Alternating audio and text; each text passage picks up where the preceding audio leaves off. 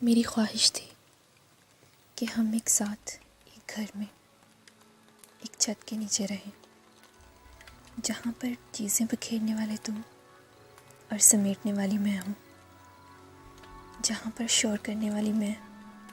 और खामोशी से सुनने वाले तुम हो, जहाँ मैं तुम्हारी गुर्बत में गुजारे हसीन लम्हों को अपनी कैद में ले लूँ,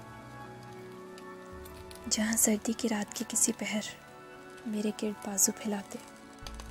तुम्हें कोई हिचकिचाहट महसूस ना हो, जहाँ हम एक दूसरे के साथ बैठे कोई अच्छा सा शो देखते देखते सो जाएं, जहाँ रात का खाना हम इकट्ठे बैठकर खाएं और दिन भर की ढेरों ढेर बातें हम उस डाइनिंग टेबल पर एक दूसरे के गोश गुजार करके ही दम लें, जहाँ रात के आखिरी पहर मैं तुम्हें ज़बरदस्ती नींद से जगाकर छत पर ले आऊँ, फिर से आसमान तले बैठकर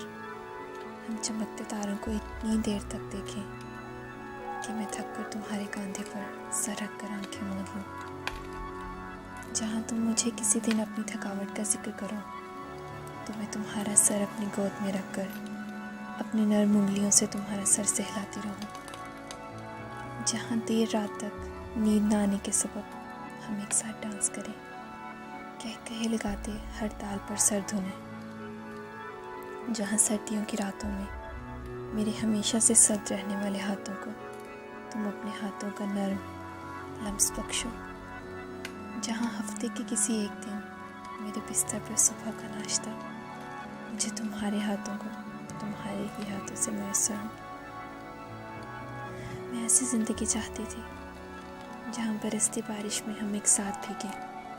हंसते मुस्कुराते झूमते इठलाते